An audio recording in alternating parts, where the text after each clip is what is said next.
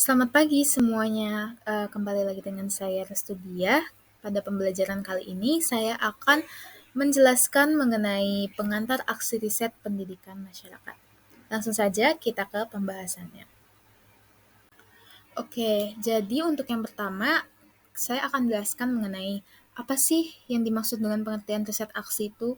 Jadi, riset aksi ini merupakan sebuah metode partisipatif dan berulang yang memiliki tujuan untuk memecahkan masalah dan memahami siklus tindakan dan juga refleksi.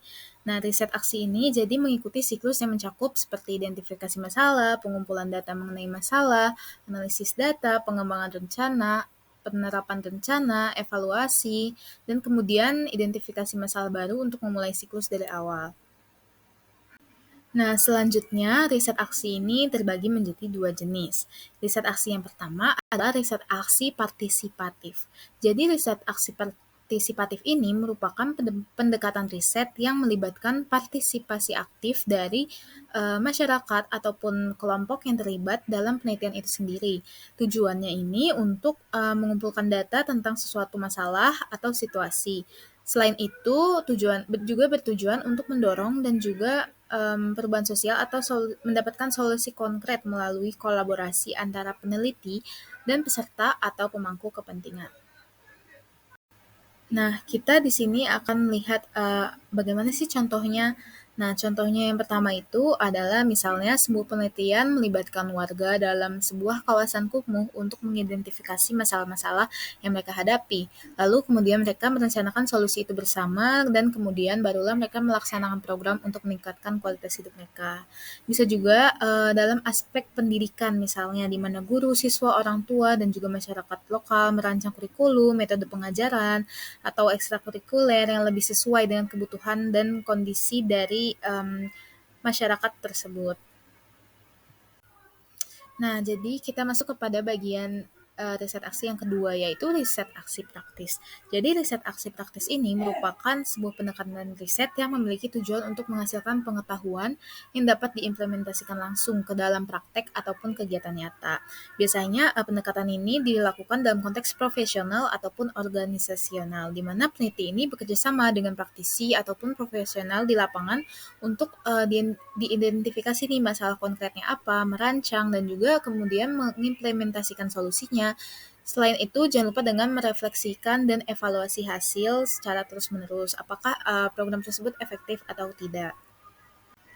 Nah, berikut adalah contoh dari aksi riset praktis, yaitu misalnya seorang peneliti bekerja sama dengan sebuah organisasi untuk mengidentifikasi hambatan ataupun inefisiensi dalam proses kerja tertentu. Dan kemudian mereka merancang nih perubahan atau penyempurnaan dalam proses tersebut dan melakukan evaluasi terhadap implementasi perubahan tersebut. Bisa juga dengan melakukan program pengembangan karyawan, misalnya perusahaan yang kerjasama dengan peneliti nih untuk merancang implementasikan program mengenai pengembangan dari karyawan yang tujuannya itu untuk meningkatkan keterampilan ataupun kinerja karyawan dalam bidang tertentu seperti pelatihan keterampilan manajerial atau produktivitas. Nah, untuk materi selanjutnya kita masuk kepada peran riset aksi dalam pendidikan masyarakat.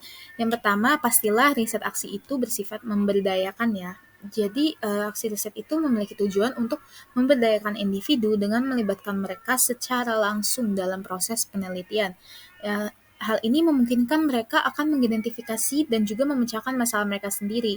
Jadi, pemberdayaan ini itu mengarah pada rasa kepemilikan dan juga keagenan di antara para peserta untuk mendorong keterlibatan aktif dan juga untuk reformasi pendidikan. Dan yang kedua itu adalah meningkatkan praktik pendidikan. Jadi dengan melalui proses ini, siklus perencanaan, tindakan observasi, dan juga refleksi, aksi riset ini meningkatkan praktik pendidikan dengan memastikan praktik tersebut responsif atau tidak terhadap kebutuhan, nilai, dan juga aspirasi masyarakat. Lalu yang ketiga adalah membangun kemitraan dan kolaboratif.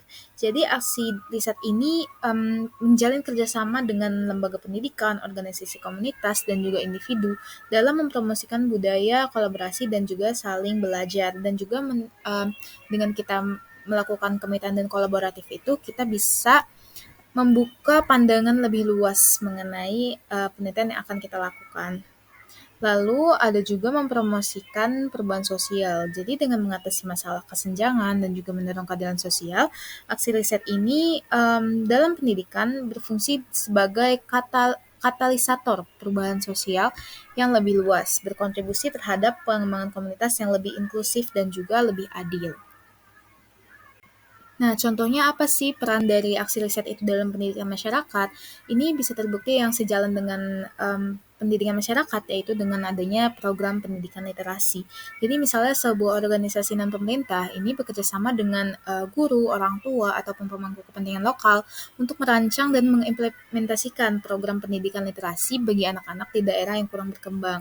Jadi mereka itu melakukan penelitian ini untuk memahami apa sih tantangan-tantangan yang akan dihadapi untuk meningkatkan tingkat literasi dan kurangnya akses terhadap buku atau dana yang sebagainya. Jadi berdasarkan hasil riset, program pendidikan ini akan dikembangkan dengan melibatkan komunitas setempat, termasuk kayak seperti adanya perpustakaan keliling ataupun pemberian buku bacaan yang akan menarik minat baca dari masyarakat yang diteliti. Oke, yang selanjutnya ada mengenai perancangan dan juga perencanaan mengenai proyek penelitian tindakan dalam pendidikan masyarakat. Ini meliputi beberapa langkah, diantaranya yang pertama kita mendefinisikan masalah penelitian tersebut, lalu kita meninjau pustaka dan juga mencari teoritis yang relevan dengan penelitian tersebut. Lalu yang ketiga, kemudian kita mengembangkan pertanyaan dengan hipotesis sementara dan juga selanjutnya kita memilih metodologi yang ada. Itu ada 3 metodologi. Yang pertama metodologi kuantitatif, kualitatif, dan juga metodologi campuran.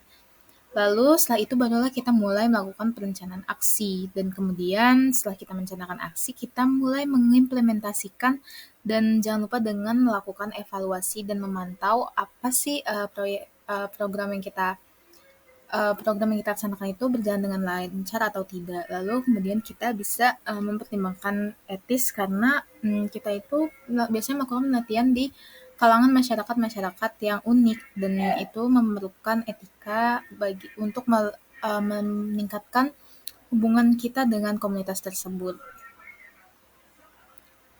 Baik, sekian presentasi dari saya. Wassalamualaikum warahmatullahi wabarakatuh.